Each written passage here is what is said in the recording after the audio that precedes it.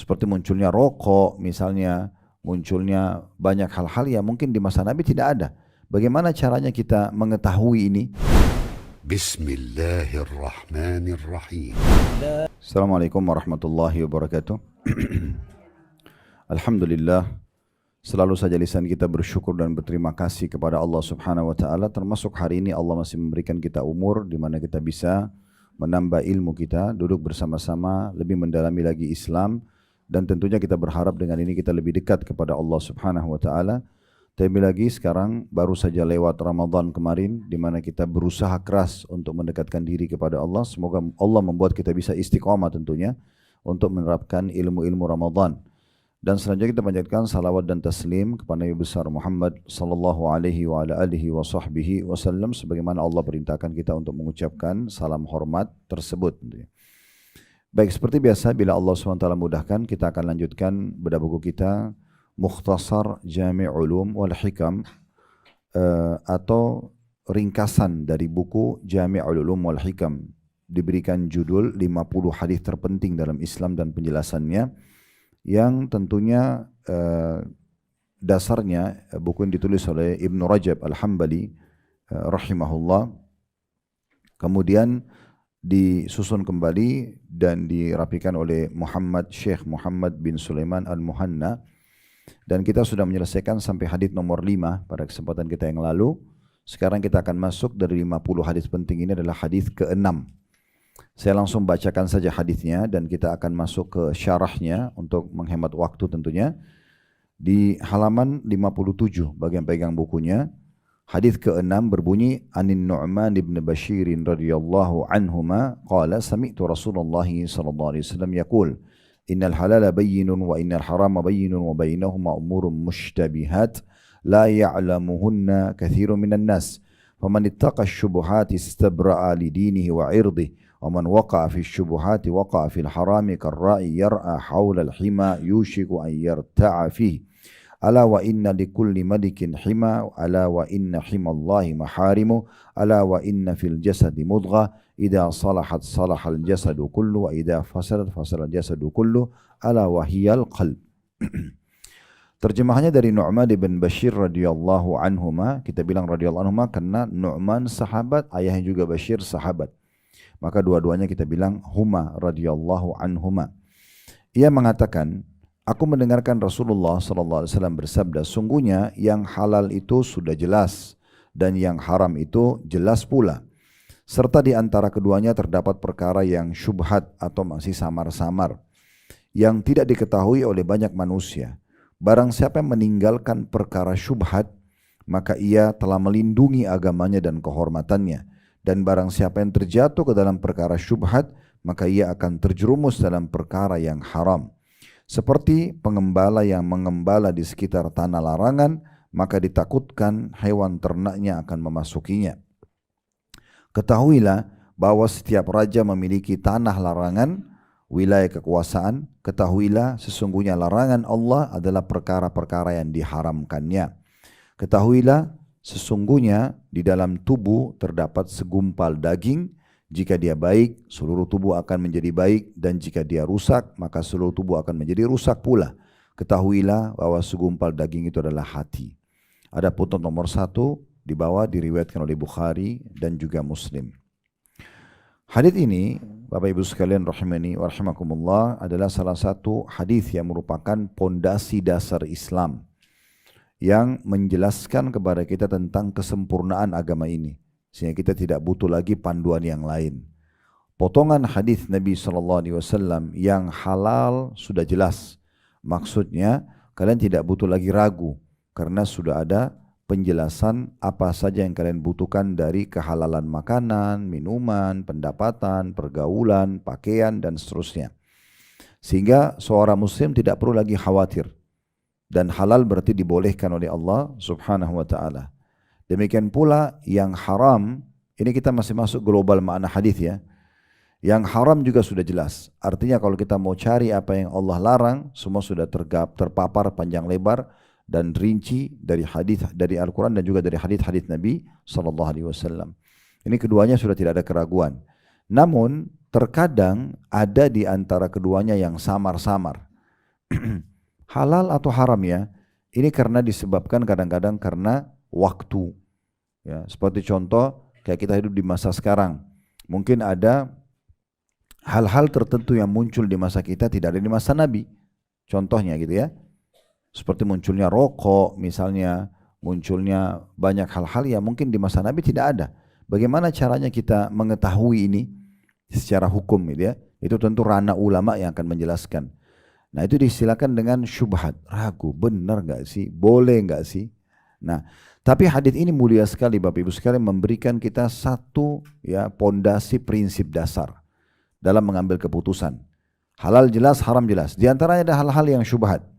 Apa kata Nabi SAW? Memang banyak manusia tidak tahu. Tapi Nabi bilang, siapa yang meninggalkan yang syubhat itu, dia ragu-ragu, boleh nggak ya? Udah deh saya nggak mau. Ya. Maka dia telah menyelamatkan agamanya. Dia lepas dari hisab hari kiamat. Karena daripada saya tidak tahu hukumnya, sudah saya nggak mau deh. Nah gitu ya. Berarti dia selamatkan agamanya dan kehormatannya. Makna kehormatan luas, tapi salah satu maknanya adalah nanti kalau dia tidak kerjakan dan terbukti memang itu tidak benar, maka dia akan aman.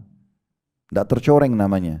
Tapi kalau dia kerjakan, sekarang kan belum tahu nih halal haram, udah deh saya lakukan aja, urusan nanti kalau ketahuan haram baru saya tinggalkan. Tapi itu tercoreng kehormatan dia, karena dia dicatat sebagai pelaku. Ya, walaupun itu adalah syubhat. Makanya orang yang meninggalkan yang keraguan-raguan selamat dua hal. Agamanya tidak akan dihisap lagi oleh Allah SWT, tidak ada lagi kesalahan di timbangan amal nanti hari kiamat karena dia keliru dalam melakukan perbuatan, dan juga nama baiknya. Lalu apa kata Nabi SAW selanjutnya? Ini prinsip dasar. Dan siapa yang menjurumuskan dirinya pada yang syubhat, udah deh nggak apa-apa, mumpung belum tahu hukumnya gitu ya. Misal, maka dia telah menjurumuskan dirinya pada yang haram.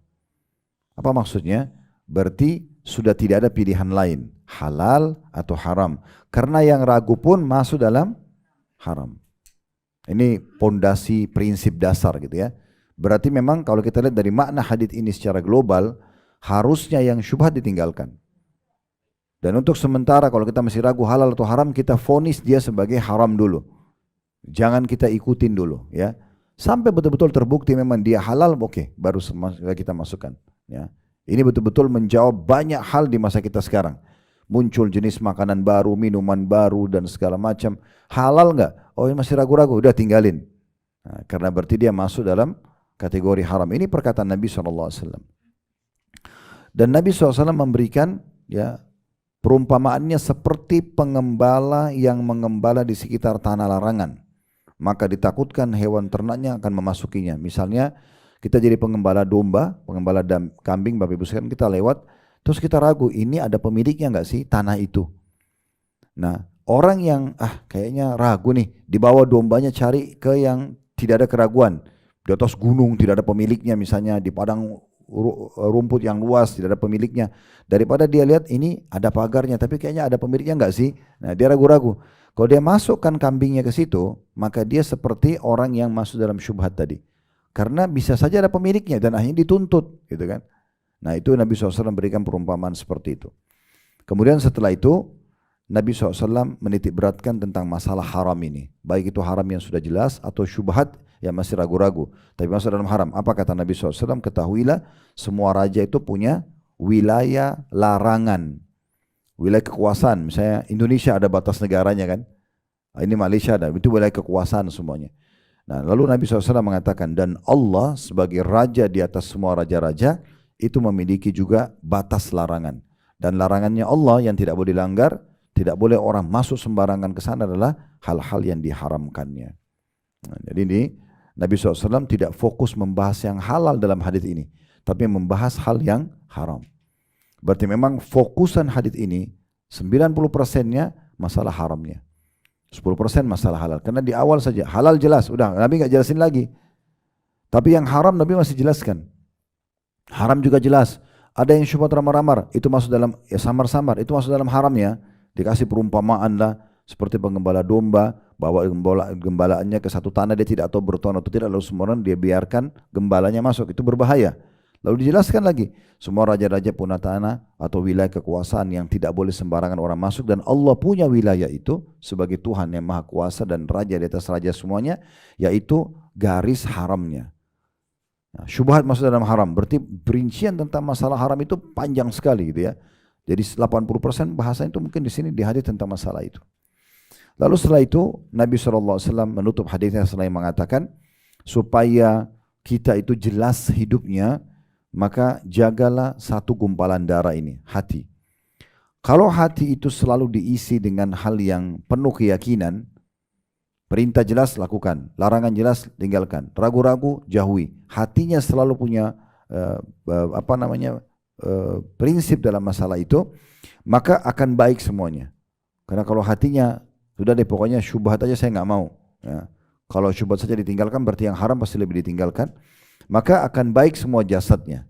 Tapi kalau kapan dia selalu buka hatinya, ragu-ragu pun tetap dilakukan, ya, nanti aja deh urusan belakang, maka ini berarti akan rusak jasadnya juga. Ya. Dan ini berarti menandakan juga masih sama fokus ke masalah haram tadi. Untuk meninggalkan yang haram, kokohkan hati kita. Meninggalkan kokohkan hati kita, kalau ini tidak boleh maka saya tidak akan lakukan. Nah seperti itu kurang lebih gambaran globalnya hadits ini. Nah seperti biasa tradisi di buku ini, mulailah penulis merincikan potongan-potongan hadis. Nah di halaman 58 Bapak Ibu sekalian, mulailah dirincikan, beliau mengatakan sabda Nabi SAW, innal halala bayyinun wa innal harama bayyinun wa bainahuma umurun mushtabihat la ya'lamuhunna katsirun minan nas. Ya, la ya'lamuhunna katsirun minan nas. Ya. Sesungguhnya yang halal jelas, yang haram juga jelas. Serta di antara keduanya terdapat perkara-perkara yang syubhat, tidak jelas gitu ya, yang tidak diketahui banyak oleh manusia. Apa makna hadis ini? Penulis coba jelaskan. Maknanya, perkara yang halal sudah jelas, tidak ada kesamaran di dalamnya. Demikian pula perkara yang murni haram. Akan tetapi di antara yang halal dan haram, terdapat perkara-perkara samar hukumnya bagi kebanyakan orang. Apakah ia termasuk perkara yang halal atau perkara yang haram? Adapun para ulama yang memiliki pengetahuan mendalam tentang agama, bagi mereka hal itu tidak samar hukumnya, dan mereka mengetahui apakah hal itu tergolong yang halal ataupun haram. Perkara yang halal contohnya seperti makanan sehat yang berasal dari tumbuhan, buah-buahan, hewan ternak, minum-minuman yang baik, dan pakaian yang biasa dipakai yang terbuat dari kapas, linen, wol, atau bulu. Juga seperti menikah, memiliki budak dan hal lainnya. Dengan syarat hal itu didapatkan melalui akad yang sah. Seperti melalui jual beli, warisan, hadiah, atau harta rampasan perang atau ghanimah. Perkara yang haram contohnya seperti memakan bangkai, darah, daging babi, minum minuman keras, menikahi wanita yang merupakan mahramnya, dan memakai sutra bagi kaum laki-laki.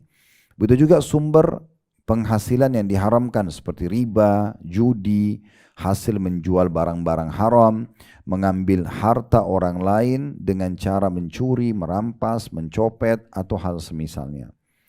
Adapun perkara yang syubhat ialah perkara yang masih diperselisihkan kehalalan atau keharamannya, baik hal yang diperselisihkan karena zatnya seperti kuda, bagal, keledai, dan biawak, atau jenis minuman yang masih diperselisihkan keharamannya seperti perasan anggur yang apabila diminum banyak akan memabukkan, atau memakai pakaian yang masih diperselisihkan hukum memakainya seperti kulit binatang buas dan semisalnya. Adapun hal yang diperselisihkan hukumnya karena cara mendapatkannya seperti masalah al-ina, ya, ini transaksi riba ya, tawarruk ya.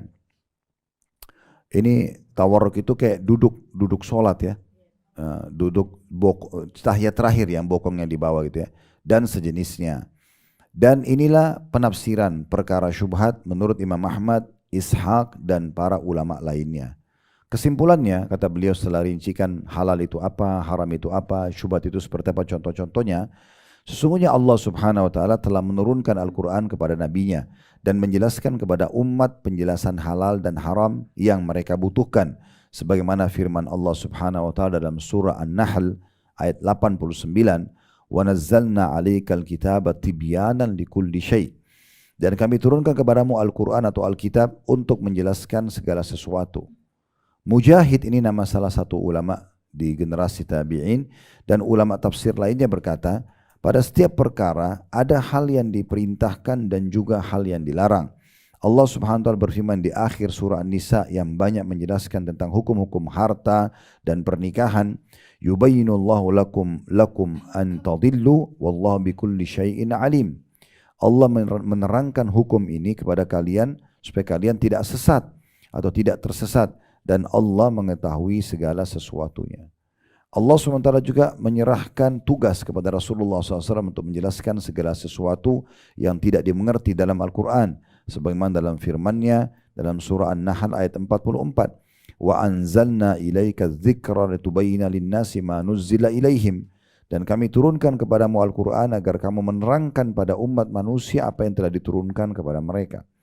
Dan Rasulullah SAW tidak wafat, melainkan agama ini telah disempurnakan untuknya dan untuk umatnya.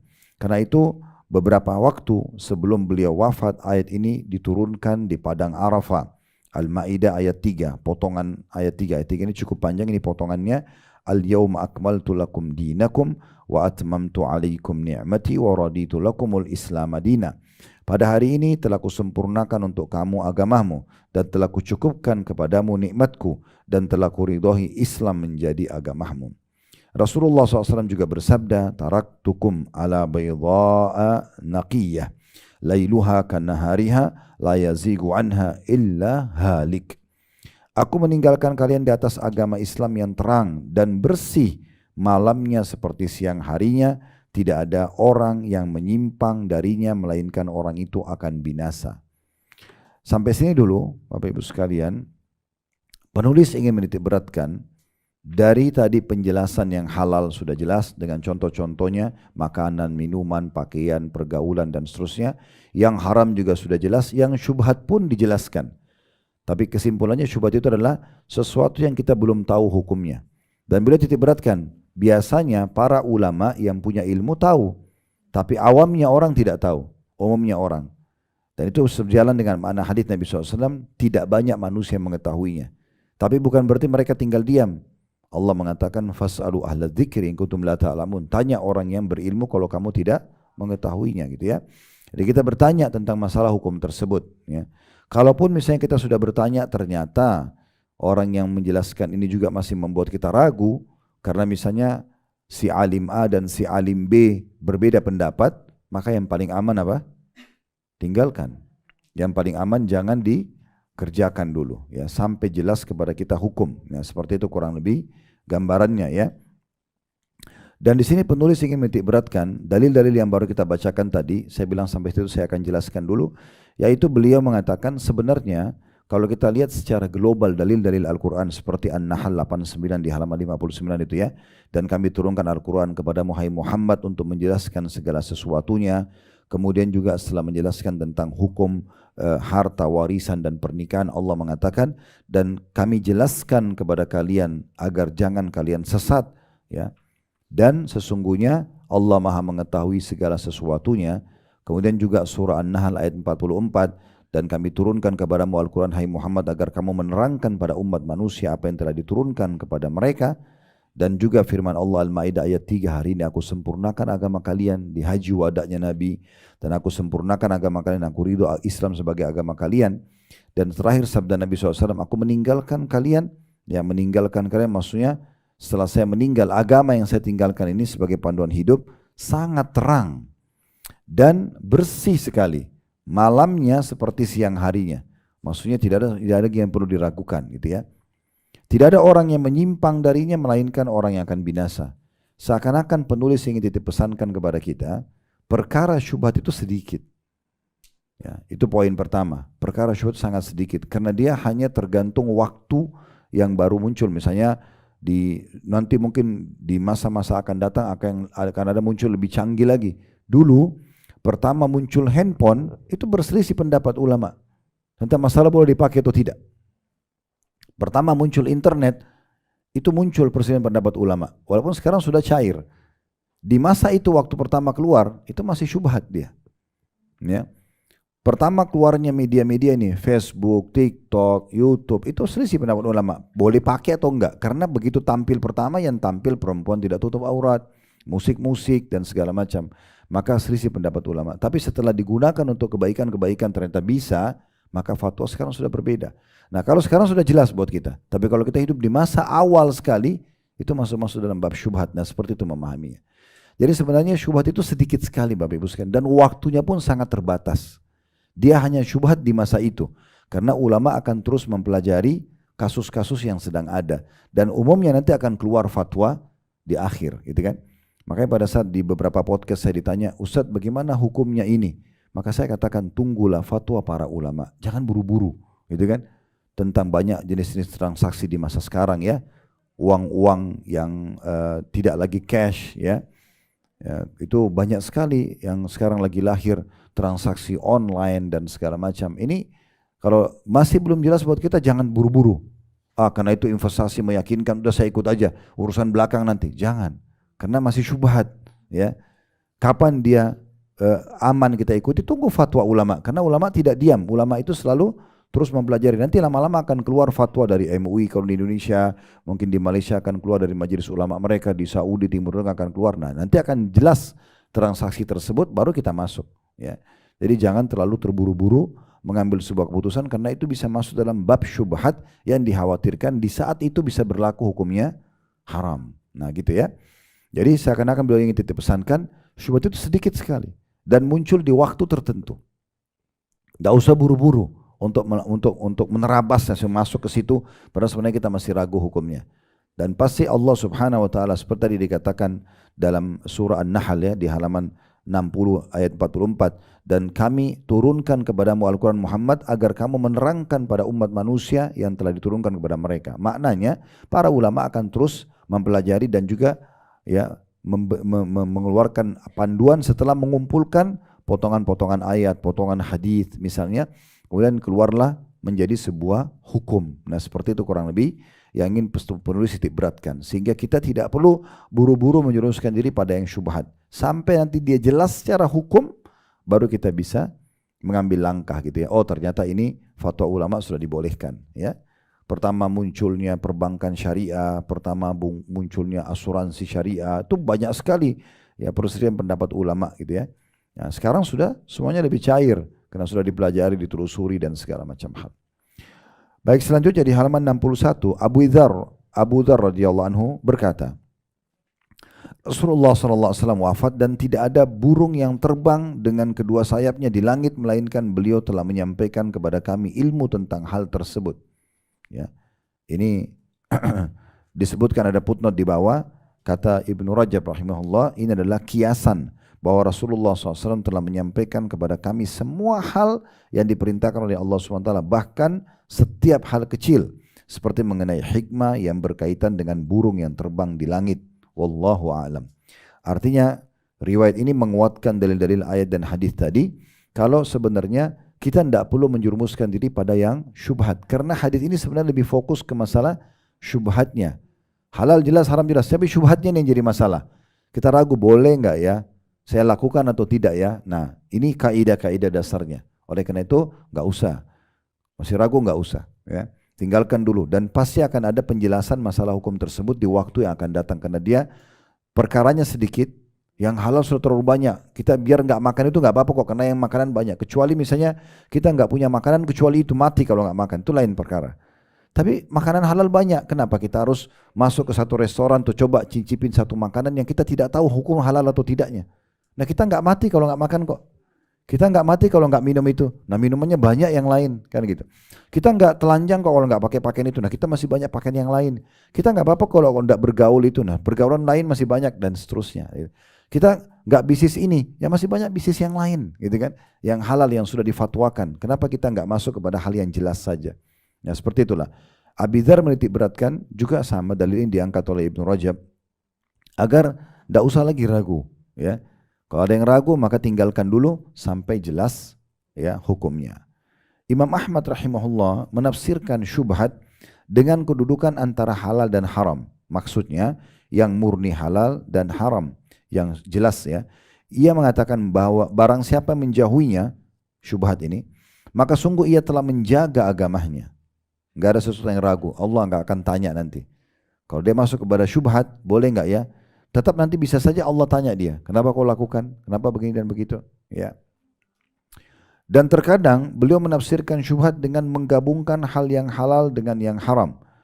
Dan termasuk dalam kategori ini permasalahan mengenai bermuamalah dengan orang yang hartanya bercampur dengan yang halal dan haram. Imam Ahmad berfatwa, ya, jika kebanyakan hartanya berasal dari yang haram, maka beliau mengatakan hendaknya menjauhi transaksi dengannya. Kecuali bila itu suatu yang sedikit atau sesuatu yang tidak diketahui. Sebaliknya jika kebanyakan hartanya berasal dari yang halal, maka boleh bermuamalah dengannya dan makan dari hartanya. Dan apabila perihal kebanyakan hartanya itu halal ataupun haram tidak diketahui, maka ia masuk dalam kategori syubhat. Sedangkan sikap wara' menjaga kesucian hubungan dengan Allah adalah meninggalkannya. Imam Ahmad lebih merincikan ya. Jadi kalau ada seseorang, contohnya dia ajak kita bisnis, tapi orang ini kita tahu dia punya sumber haram, dia punya sumber halal. Ini sudah syubhat nih. Ini boleh nggak sih kita terima uangnya, bingkisannya, hadiahnya? Ini boleh nggak ini? Sementara dia masih punya pendapatan haram atau halal. Imam Ahmad rincikan. Kalau pendapatan dia mayoritasnya haram, nggak boleh. Berarti ikut dominan haramnya. Kalau mayoritasnya halal, maka masih boleh. Karena diharapkan yang halalnya lebih dominasi. Tapi kalau kita ragu nih, persentasenya lebih banyak yang haram atau halal, itu sudah syubhat. Tinggalkan. Nah seperti itu ya. Berarti kalau ada orang yang sudah jelas-jelas persentase haramnya lebih banyak. Contoh misalnya ada orang, jelas kita tahu ini, maaf ya Bapak Ibu sekalian bahasa saya, misalnya dari hasil pelacuran. Atau murni 100% dari riba. Emang kita nggak boleh. Nggak boleh terima hadiahnya, kita nggak boleh terima investasinya. Terus gimana Ustaz perasaannya? Nah jelaskan hukumnya. Kita karena di Indonesia ini tidak enak bukan pada tempatnya. Nggak apa-apa masuk di mulut kita yang haram, yang penting dia tidak tersinggung. Masalah ini. Karena yang haram itu atau syubhat, Bapak Ibu sekalian, saya sering memberikan contoh di pengajian supaya mudah difahami. Ibarat kita punya satu gelas susu, misalnya 1 liter susu lah, cukup besar 1 liter ya, mungkin seperti bendera ini mungkin atau lebih rendah sedikit misalnya. Tapi kalau kita bersih, bagus, steril, tapi kita tetesin 1 tetes racun, rusak nggak? Ini masalahnya itu. Ya, kenapa kita ada zakat 1 tahun sekali? Mensucikan harta kita kalau tercampur sesuatu yang haram. Nah gitu ya. Oleh karena itu bahasa Nabi SAW, orang yang jauhi hal syubhat selamatkan agamanya, itu luar biasa. Tidak akan ada masalah di hari kiamat nanti. Gak tercoreng kehormatannya. Nah ini poin penting supaya kita lebih berhati-hati. Makanya para ulama salaf lebih mendahulukan untuk meninggalkan. Pernah disampaikan statement oleh Abdullah bin Umar radhiyallahu anhu, beliau mengatakan, saya menolak 1 dirham syubhat. Saya tidak tahu ini halal atau tidak. Lebih saya sukai daripada saya sedekah dengan 600.000 dirham. Jadi mereka jadikan itu ibadah. Meninggalkan sesuatu yang syubhat itu lebih penting daripada melakukan kebaikannya. Menolak 1 dirham, misalnya kalau kita 1.000 rupiah, tapi kita ragu nih, halal nggak sih? Itu Imam Ahmad menganggap itu lebih baik gitu ya. Saya tinggalkan itu dibandingkan daripada, maaf, Abdullah bin Umar, daripada saya bersedekah dengan berlipat-lipat ganda daripada uang itu. Padahal bersedekah juga pahalanya besar. Jadi meninggalkan yang haram itu bagian daripada ibadah seorang muslim. Jadi jangan dianggap cuma sekedar meninggalkan begitu saja, tapi itu ada nilai pahalanya. Itu ada nilai pahalanya. Sekelompok ulama salaf memberikan keringanan makanan dari pemberian orang yang diketahui bahwa di antara hartanya ada yang berasal dari cara haram, selama tidak diketahui secara pasti yang mana berasal dari cara yang haram. Dan terdapat riwayat yang sahih dari Ibnu Mas'ud radhiyallahu anhu bahwa ia ditanya tentang orang yang diundang makan oleh tetangganya yang makan uang riba secara terang-terangan dan tidak merasa enggan untuk memakan makanan yang didapati dengan cara yang keji. Ibnu Mas'ud mengatakan penuhi undangannya karena kalian mendapat ya kenikmatannya sedangkan tetangga itu menanggung dosanya. Nah ini pendapat sebagian ulama yang mengatakan masih boleh kalau kita tidak jelas. Ya, kalau tidak jelas. Tapi tentu saja ya kalau kami tetap menyarankan pendapat Imam Ahmad tadi itu penting sekali ya. Orang lebih cenderung kepada hadis, hati-hati lebih baik daripada kita terlalu berani ya mengambil sebuah langkah tapi akhirnya nanti jadi masalah buat kita. Imam Ahmad rahimahullah mensahihkan athar dari Ibnu Mas'ud. Akan tetapi athar ini bertentangan dengan pendapat yang diriwayatkan dari beliau, yaitu dosa itu memberi pengaruh buruk bagi hati. Ya. Maksudnya Ibnu Mas'ud pun pernah berkata bahwasanya dosa itu memberi pengaruh buruk pada hati. Jadi seakan-akan Ibnu Mas'ud di sini hanya menjawab kasus yang sedang terjadi pada saat itu dan bukan menjadikannya sebagai fatwa umum gitu ya. Oleh karena itu kadang-kadang ada hal yang menarik ya, kalau saya ditanya di pengajian, saya jawab seperti dulu saya pernah dijawab juga oleh Profesor Dr. Ziyad Abadi gitu. Saya kadang-kadang kalau ada sebuah hukum ditanya oleh umat, belum saya juga masih pengen penguatan, saya kadang-kadang nanya kepada beliau. Lalu dia tanya balik kepada saya, Khalid, mau fatwa atau takwa? Dan ini menarik sekali gitu ya. Kalau fatwa, maka ulama-ulama akan coba mencarikan dalil-dalil yang mungkin masih membolehkannya sehingga menjadi fatwa.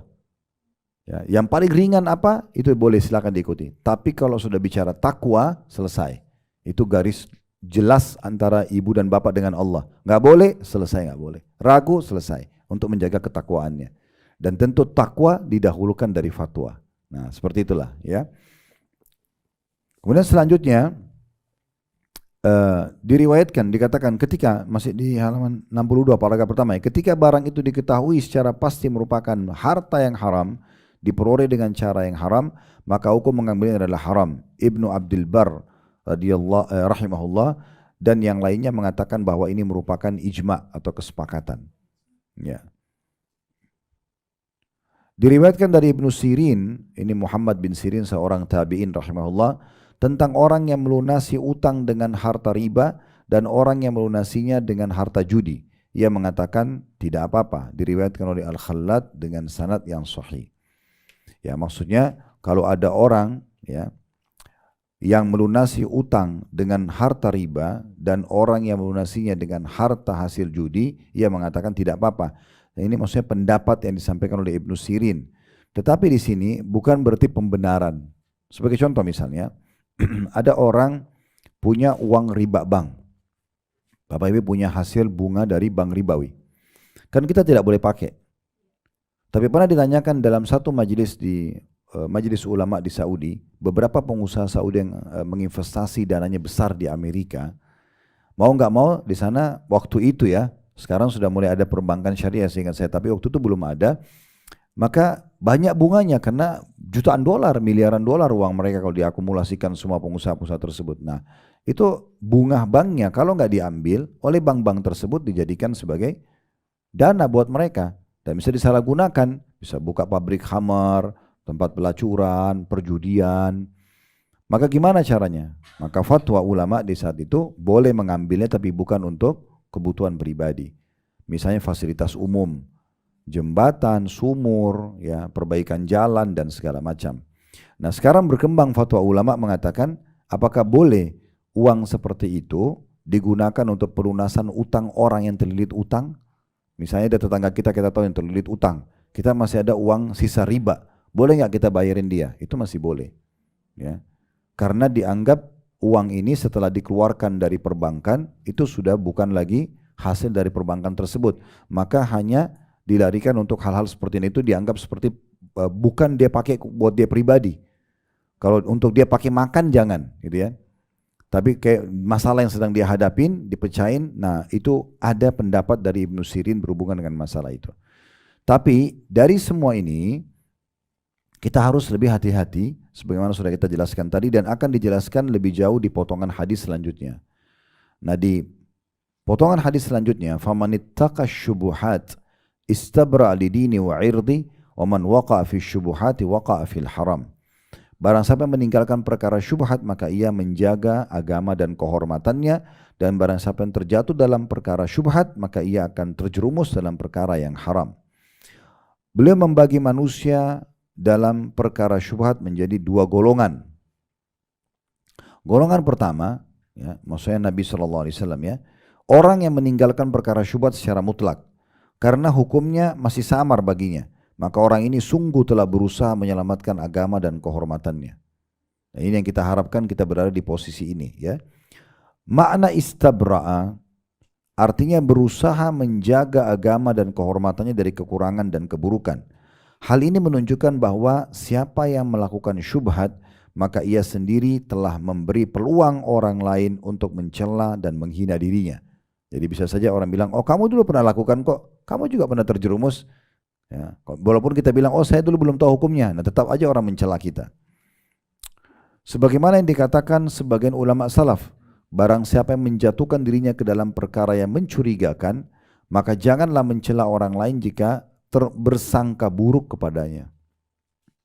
Golongan kedua dalam hadis yaitu orang yang terjerumus dalam perkara syubhat, padahal hukum perkara itu masih samar baginya. Sungguh Nabi SAW telah mengabarkan bahwa orang yang seperti itu akan terjerumus ke dalam keharaman. Hal ini dapat ditafsirkan dengan dua makna.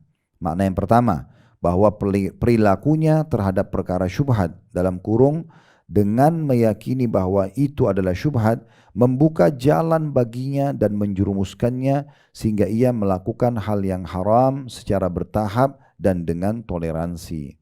Jadi ini sebabnya kenapa orang yang syubhat dianggap masuk dalam haram, karena dua alasan. Yang pertama, perilakunya terhadap perkara syubhat dengan meyakini bahwasanya itu adalah perkara syubhat, membuka jalan baginya dan menjerumuskannya sehingga ia melakukan hal yang haram secara bertahap dan dengan toleransi.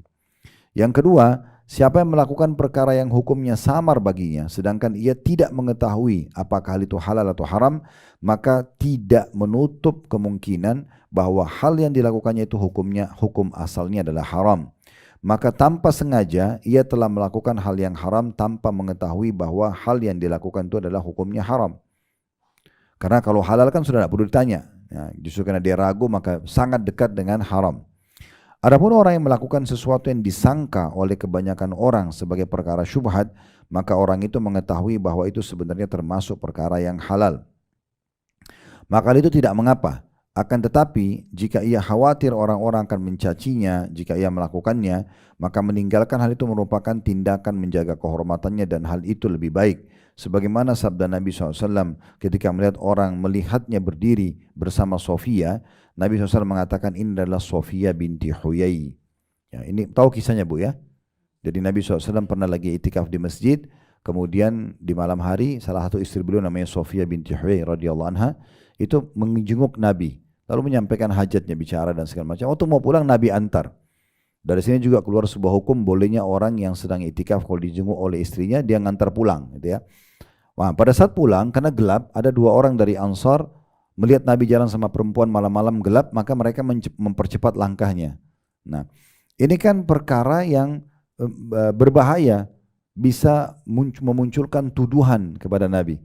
Maka Nabi SAW bilang, pelankanlah langkah kalian karena yang bersama saya Sofia binti Huyai.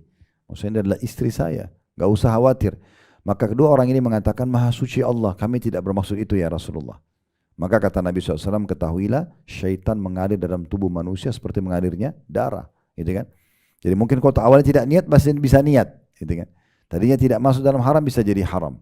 Oleh karena itu, di sini dititik beratkan oleh Ibnu Rajab, kalaupun misalnya sampai seseorang itu tahu ini perkara halal nih, tapi kalau dia kerjakan di depan umum dan orang umum itu banyak tidak tahu, bahkan bisa menilai negatif, kalau dia tinggalkan itu bagus. Contoh misalnya orang gandengan suami istri di tempat umum, atau mungkin dia peluk pasangannya, itu mungkin halal bagi dia, tapi di tempat umum bisa mendatangkan kecorengan, bisa orang nilai tidak baik. Apalagi kalau di situ tidak semua orang memahami itu adalah sebuah hal yang boleh, gitu kan? Contohnya misalnya itu jadi syubhat, maka sebaiknya ditinggalkan demi untuk menjaga kehormatannya, gitu ya. Tak kala Anas radhiyallahu anhu berangkat menuju sholat Jumat, beliau melihat orang-orang telah pulang setelah selesai. Beliau merasa malu kemudian masuk ke dalam tempat yang mana orang lain tidak dapat melihatnya. Ia berkata, Siapa yang tidak merasa malu kepada orang lain, maka ia tidak merasa malu kepada Allah. Ini sebagai contoh misalnya, Anas bin Malik pernah keluar sholat Jumat, mau pergi sholat Jumat, ternyata Jumat sudah bubar. Apalagi di masa itu belum ada mikrofon, pengeras suara ya. Jadi orang masih belum tahu waktu. Normal terjadi, orang sudah bubar. Nah, Anas bin Malik sebenarnya bisa saja datang dan sholat duhur. Tapi dia tahu nanti, ini akan malu dia. Mungkin bisa saja ada orang yang tadinya hormati dia malah coreng dia. Malah mengatakan, oh enggak hadir sholat Jumat, diolok-olok misalnya. Maka Anas bin Malik untuk menjaga nama baiknya, beliau sembunyi di sebuah tempat yang orang tidak tahu. Dan tidak perlu dia buka dirinya, dia mengatakan, oh saya tidak sholat Jumat loh tadi. Ya. Dan kebetulan insya Allah nanti malam kalau bapak ibu-ibu terutama kalau bisa hadiri online di Blok M itu ada kajian dosa besar masalah itu ya. Ya.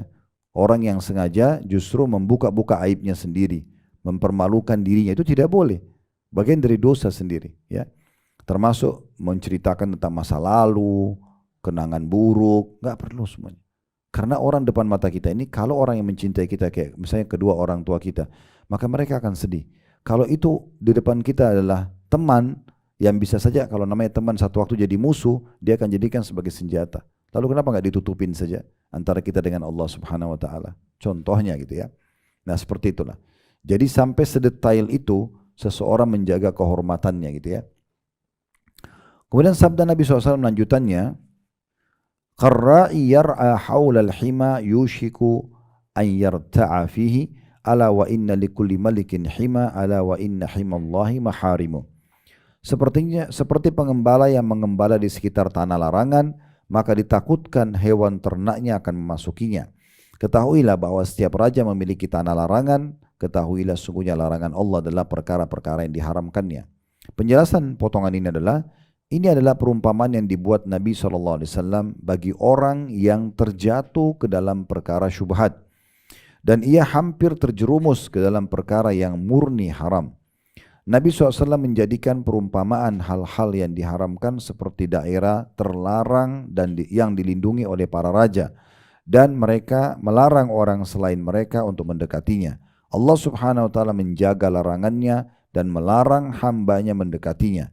Dia Subhanahu wa ta'ala menjadikan orang yang mengembala di sekitar tanah terlarang sangat mungkin masuk dan mengembalakan di dalamnya. Demikian pula orang yang sudah melampaui batasan halal, kemudian terjerumus ke dalam perkara syubhat, sungguh ia telah mendekati batasan haram atau benar-benar dekat dengannya. Maka menjadi lebih besar kemungkinannya dia akan mencampur hal yang halal dengan yang haram, bahkan terjerumus pada hal yang murni haram. Hadits ini mengandung isyarat bahwa sudah semestinya seorang menjauhi hal-hal yang diharamkan dan membuat pembatas antara dirinya dengan hal itu. Jadi sebenarnya lebih kepada penjelasan makna hadits ini. Kalau kita menjerumuskan pada yang syubhat, minimal kita mendekati sesuatu yang haram, bisa masuk, bisa tidak. Maka itu sudah cukup ya untuk kita berhati-hati. Seseorang makin berhati-hati maka makin selamat hidupnya. Nah seperti itu kurang lebih ya. Imam Tirmidzi dan Ibnu Majah rahimahumullah menjelaskan atau meriwayatkan hadis dari Abdullah bin Yazid radhiyallahu anhu dari Nabi SAW, la yablughul abdu an yakuna minal muttaqin hatta yada'a ma la ba'sa bihi hadran mimma bihi ba's. Seorang hamba, kata Nabi SAW, tidak akan sampai pada derajat takwa, derajat kepatuhan pada Allah yang tertinggi, hingga sampai ia meninggalkan perkara yang diperbolehkan supaya tidak terjerumus ke dalam perkara yang mengandung dosa. Ya. Jadi maksudnya di sini sampai dia meninggalkan perkara yang sebenarnya boleh saja, tetapi bisa saja kalau dia terjerumus dalam itu dia melampaui batas. Misalnya, contoh ya, sehingga akhirnya orang ini jauh dari ketakwaan kalau dia lakukan itu. Ya, banyak orang lakukan di masa-masa sekarang gitu ya. Oh ini minuman tidak beralkohol kok, tapi mereknya merek perusahaan-perusahaan yang beralkohol. Ya. Katakan dihilangkan alkoholnya, padahal rasanya sama semua. Ini masalahnya minimal sekali target perusahaan-perusahaan ini agar Bapak Ibu minimal tahu rasanya. Nanti lama-lama kita akan mengatakan, saya juga pengen tahu deh kalau pakai alkohol itu seperti apa sih. Lalu kita akan mengatakan, oh tidak apa-apa kok, mirip. Ya, kan itu. Kalau sudah tahu itu perusahaan minuman keras, Lalu dia membahasakan, saya lihat di Saudi pun masuk gitu ya. Di supermarket itu ada merek-merek terkenal, sebenarnya itu terkenal perusahaan-perusahaan yang ada alkoholnya minumannya. Tapi mereka bilang dizerokan, dihilangkan alkoholnya sehingga sudah aman. Tapi masalahnya ini memang dikenalnya sebagai minuman beralkohol. Mereknya sama, botolnya sama, cuma dihilangkan. Nah, minimal sekali ya, yang dimasukkan di sini ini kan kalaupun dia perkara yang sudah dihalalkan, la ba'sa bi, sudah boleh, hadzran mimma bihi ba's. Khawatir nanti malah bisa masuk dalam perkara yang mengandung dosa. Nanti akhirnya orang jadi kebiasaan sudah tahu, oh merek itu terkenal. Apalagi kalau sudah rutin dia minum. Sekarang dia pergi ke negara barat yang tidak ada yang tidak beralkohol. Tapi dia sudah kenal merek itu. Dia sudah biasa pegang botolnya, dia sudah tahu aromanya. Kan bisa saja dia terjerumus dalam masalah itu. Nah, sebagai contoh gitu ya. Al-Hasan rahimahullah, Hasan Basri maksudnya, berkata, ketakwaan akan senantiasa ada pada orang-orang yang bertakwa hingga mereka meninggalkan banyak perkara yang halal, khawatir terjerumus kepada perkara yang haram. Jadi sampai pada level Bapak Ibu sekalian, kalaupun halal tidak mau berlebih-lebihan. Khawatirnya nanti malah terjerumus pada yang haram. Sebagai contoh misalnya, Bapak Ibu makan makanan halal, ayam, nasi, halal. Tapi kalau sudah berlebihan sampai membuat ayahnya kenyang atau sakit, kan jadi masalah ini. Nah, Hasan al-Rahimahullah mengatakan, ketakwaan itu akan senantiasa ada, kepatuhan kepada Allah, pada orang-orang yang bertakwa hingga mereka meninggalkan banyak perkara yang halal. Boleh memang, tapi dia tidak mau lakukan. Nah, kenapa? Khawatir terus ke dalam perkara yang haram. Nanti malah bisa berlebihan. Ya, seperti itu. Sufyan ibn Uyainah rahimahullah berkata, seorang hamba tidak akan meraih hakikat keimanan hingga ia membuat pembatas antara perkara yang haram dan perkara yang halal untuk dirinya, dan hingga ia meninggalkan perbuatan dosa ya serta perkara syubhat. Ya, intinya sebenarnya kesimpulannya adalah bagaimana seseorang lebih hati-hati. Karena hadis ini potongan tadi ya, seperti orang menggembala kambing di wilayah yang tidak jelas boleh atau tidak, maka bisa saja dia terjerumus pada wilayah yang terlarang. Nah, seperti itulah. Oleh karena itu lebih aman seseorang tinggalkan. Selesai ya. Kita sudah jelaskan tadi di pembukaan kita.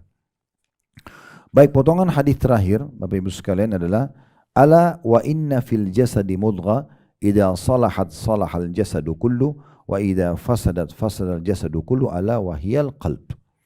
Ketahuilah, sesungguhnya di dalam tubuh terdapat segumpal daging, jika ia baik, maka seluruh tubuh akan menjadi baik, dan jika ia rusak, maka seluruh tubuh akan menjadi rusak pula. Ketahuilah bahwa segumpal daging itu adalah hati. Hadis ini mengandung isyarat bahwa baiknya gerak-gerik seorang hamba menjauhi perkara yang haram, serta membentengi diri dari syubhat. Semua itu ditentukan oleh hati yang baik. Jika hatinya bersih, maka hatinya hanya akan terisi dengan kecintaan kepada Allah Subhanahu wa taala, mencintai apa yang dicintai oleh Allah Subhanahu wa taala, takut kepada Allah Subhanahu wa taala, dan takut terjerumus ke dalam perkara yang dibencinya. N-nya besar kata ganti Allah, sehingga menjadi baik gerak-gerik tubuhnya, menjauhi semua keharaman dan menjauhi perkara syubhat karena takut terjerumus ke dalam keharaman. Sebaliknya, jika hati itu rusak, hatinya dikuasai oleh hawa nafsunya dan terus memenuhi keinginan nafsunya walaupun hal itu tidak disukai oleh Allah Subhanahu wa taala, maka rusaklah gerakan seluruh anggota tubuhnya dan mendorongnya melakukan semua jenis kemaksiatan dan syubhat tergantung keinginan hawa nafsunya. Dan hanya hati yang bersih yang dapat bermanfaat di sisi Allah Subhanahu wa taala, sebagaimana firman Allah Subhanahu wa taala. Sebelum kita baca ayat ini tentunya ada hadis yang menjelaskan masalah hati juga ya. Hati itu Bapak Ibu sekalian, kalau seseorang hamba melakukan amal saleh, Bapak Ibu dulu majelis ilmu, sholat, zikir, sedekah, apa saja, itu seperti ada titik cahaya putih di hatinya. Kalau dia kerjakan lagi, cahaya putih itu akan bertambah. Begitu seterusnya, sampai hati itu menjadi terang benderang. Sebaliknya, kalau seorang buat dosa, maka ada titik hitam dalam hatinya. Kalau dia tobat, dibersihkan. Kalau dia tetap buat lagi, dia ulangi lagi, titik hitam lagi. Nah, nanti ini bersaing antara terang sama gelapnya. Nah, kapan satu waktu dia kalah, yang gelapnya lebih banyak, dominan, akhirnya menutupi hatinya, maka pada saat itu tidak ada lagi hal-hal yang bisa mengingatkan dia. Mau terjadi bencana alam, mau dia naik mobil sama temannya tabrakan, temannya mati, dia masih selamat, malah dia berbangga dengan itu misalnya. Dia nggak ambil pelajaran, padahal bisa saja Allah matikan juga dia, contohnya gitu ya. Jadi sampai hal-hal peringatan besar pun tidak bisa tersentuh. Tapi kalau hatinya orang bersih, kadang-kadang cuma ada jenazah lewat, langsung takut. Ya. Misal contoh, ada kejadian fenomena alam, khawatir sekali. Jangan sampai Allah hukum dia gitu kan. Dan seterusnya. Membaca sebuah ayat atau hadis seakan-akan Allah mengingatkan dia, itu karena hatinya bersih. Nah makanya kita harus betul-betul menjaga diri. Nah menjaga diri ini dengan amal-amal saleh dan memang menjauhi hal yang syubhat. Tidak usah kita bicara haram, syubhat pun dijauhi. Sehingga betul-betul hatinya menjadi bersih. Itu yang dimaksud dengan kesimpulan daripada penyampaian hadis ini gitu. Nah ayat tadi yang diangkat oleh Ibnu Rajab di sini adalah surah Asy-Syu'ara ayat 88 sampai 89. Yauma la yanfa'u malun wala banun illa man atallaha biqalbin salim. Hari di mana hari kiamat nanti harta dan anak-anak ya, tidak lagi berlaku atau berguna kecuali orang-orang yang menghadap kepada Allah dengan hati yang bersih. Hati yang bersih adalah hati yang terbebas dari segala penyakit hati dan semua perkara yang tidak disukai oleh Allah Subhanahu wa taala. Yaitu hati yang di dalamnya hanya ada kecintaan kepada Allah Subhanahu wa taala dan mencintai apa yang dicintai Allah Subhanahu wa taala, merasa takut kepada Allah Subhanahu wa taala dan takut terhadap apa yang dapat membuatnya menjauh dari Allah Subhanahu wa taala. Jadi ada 4 ya. Dia cintai Allah di atas segala-galanya, dia cintai apa yang dicintai oleh Allah, semua kebaikan-kebaikan itu Allah cintai. Udah sibuk dengan amal saleh berarti dia mencintai apa yang Allah cintai. Dia mengejar apa yang Allah janjikan, termasuk puncaknya surga. Kemudian merasa takut kepada Allah. Ya, karena Allah zat yang maha perkasa, maha kuat, maha keras siksanya. Dan takut ya terhadap apa yang dapat membuatnya jauh dari Allah. Apa saja yang membuat dia jauh dari Allah, dia khawatir. Maka dia tinggalkan. Itu ditinggalkan dengan hati yang bersih. Hati tidak akan bersih hingga mengenal Allah Subhanahu wa taala, mengenal keagungannya, cinta kepadanya, merasa takut kepadanya, segan kepadanya, berharap kepadanya, bertawakal atau menyerahkan urusan kepadanya, dan semua perasaan itu memenuhi hatinya. Inilah hakikat tauhid dan ini adalah makna dasar la ilaha illallah. Tiada Tuhan yang berhak disembah kecuali Allah. Tiada kebaikan dalam hati hingga sesembahan, tidak ada kebaikan di dalam hati hingga sesembahan yang disembah, dikenal, dicintai dan ditakutinya hanya Allah semata yang tidak ada sekutu baginya. Imam Hasan Basri berkata rahimahullah, tidaklah aku melihat dengan mataku, berbicara dengan lisanku, memegang dengan tanganku dan berdiri dengan kedua telapak kakiku hingga aku mengetahui apakah perkara yang aku lakukan itu merupakan ketaatan atau maksiat. Jika ketaatan aku akan melaksanakannya dan jika maksiat aku akan mundur. Ini kesimpulan perkataan luar biasa dari Hasan Basri ya. Saya ulangi lagi kata beliau, tidaklah aku melihat dengan mataku, apapun yang kita mau lihat betul-betul diteliti. Ini ketaatan atau maksiat. Ketaatan tetap tonton, kemaksiatan berhenti. Nah begitu. Berbicara dengan lisan sebelum ucapin ini ketaatan bukan? Ya, kebaikan enggak? Dikerjakan, tetap diucapkan. Kalau buruk, ditinggalkan. Itu juga memegang dengan tangan, apapun itu sifatnya. Boleh atau tidak boleh. Ini ketaatan atau bukan. Ketaatan dinikmati, dilakukan, kalau tidak maka ditinggalkan. Berdiri dengan telapak kaki di sebuah tempat, jalan menuju ke sebuah lokasi, sama. Ditanya dulu, perkara itu ketaatan atau bukan. Kalau itu ketaatan dikerjakan, kalau tidak maka ditinggalkan. Nah ini keputusannya harus dilakukan, diambil sebelum kita eksekusi kegiatan. Jangan kerjakan dulu baru fikirkan gitu ya. Tapi kita harus meninggalkan sebelum kita melakukannya, berfikir. Sederhana, ini boleh atau tidak boleh dalam agama. Boleh saya kerjakan dan saya nikmati, tidak boleh saya tinggalkan. Syubhat tinggalkan juga. Selesai, berarti tidak ada lagi yang perlu diragukan gitu ya. Sebagai penutup, kata penulis di sini, ketika semua kaum memiliki hati yang bersih, maka tidak akan ada lagi yang tersisa di hati mereka melainkan kehendak Allah Subhanahu wa taala.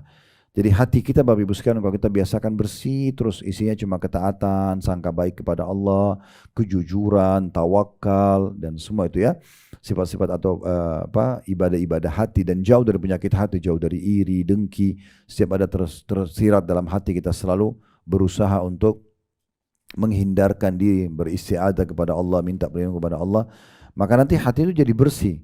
Nah kalau hati bersih ini lunak sekali dia. Dia lunak sekali, dia mudah tersentuh, mudah menangis, mudah takut ya kepada Allah SWT, khawatir nanti kalau meninggal amalnya belum cukup dan segala macam itu akan muncul dan itu akan hilang dengan dosa.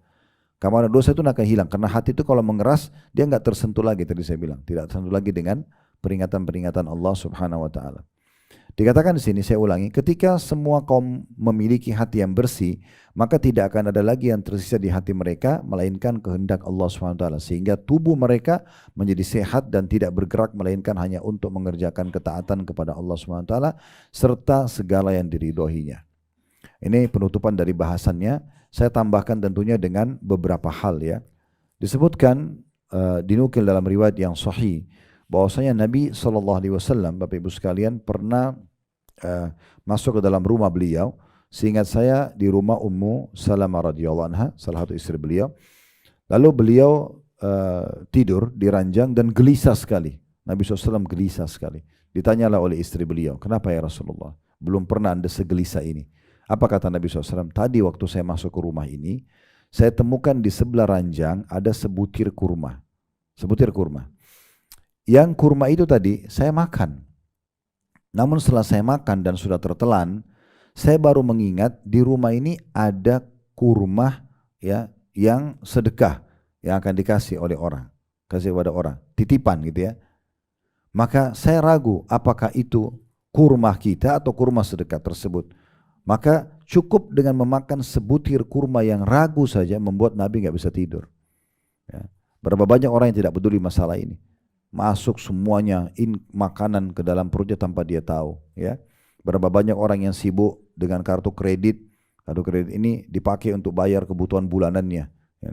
Beli sampo, sabun, bayar listrik, bayar air, itu dari riba, bank riba yang bayarkan.